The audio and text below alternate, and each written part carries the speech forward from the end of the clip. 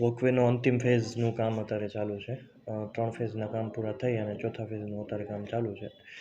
આવનારા મહિના 2 મહિનાની અંદર સંપૂર્ણ વોકવે પૂરું થઈ ગયા બાદ ભૂતસાયને અર્પણ કરવામાં આવશે.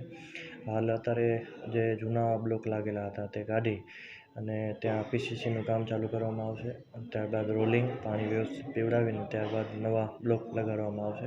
અને જે જૂના બ્લોક લાગેલા હતા એ કર્વિંગ તરીકે લાગેલા હતા, આડાઅવળા લાગેલા હતા, એ એક જ ફેઝમાં અને વ્યવસ્થિત રીતના લગાવવામાં આવશે. અને ત્યારબાદ આખા વોકવેની અંદર થીમ રોડ તરીકે આપણે જેવી રીતના ભૂતસાયને આપેલો છે એવી રીતના એ જ થીમની અંદર આપણે યલો લાઇટ લગાડી અને સંપૂર્ણ વોકવેની અંદર યલો લાઇટ લગાડી અને ભૂતસાયને અર્પણ કરવામાં આવશે.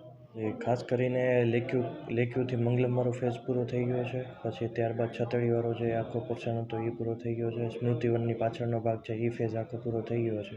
હવે અત્યારે ખેંગાબાગથી કરી અને લેક્યુ સુધીનો જે પોર્શન છે તેનું કામ અત્યારે ચાલુ છે. અને આવનારા દિવસોની અંદર જલ્દીથી જલ્દી કામ પૂરું કરી અને ભૂતસાયને અર્પણ કરવામાં આવશે. જે ખાસ કરીને વોકવે અત્યારે નવું મળવા જઈ રહ્યું છે. જ્યારે પણ વોકવે બન્યું હતું ત્યારે નીચે પીસીસીની આઇટમ નથી લીધી, જેથી બ્લોક આડાઅવળા થઈ ગયેલા હતા. અત્યારે આપણે પીસીસીની નીચે આઇટમ લીધેલી છે, જેથી બ્લોક પણ આડાઅવળા નહીં થાય અને એક જ સરફેસમાં આખા બ્લોક લેવાના છે.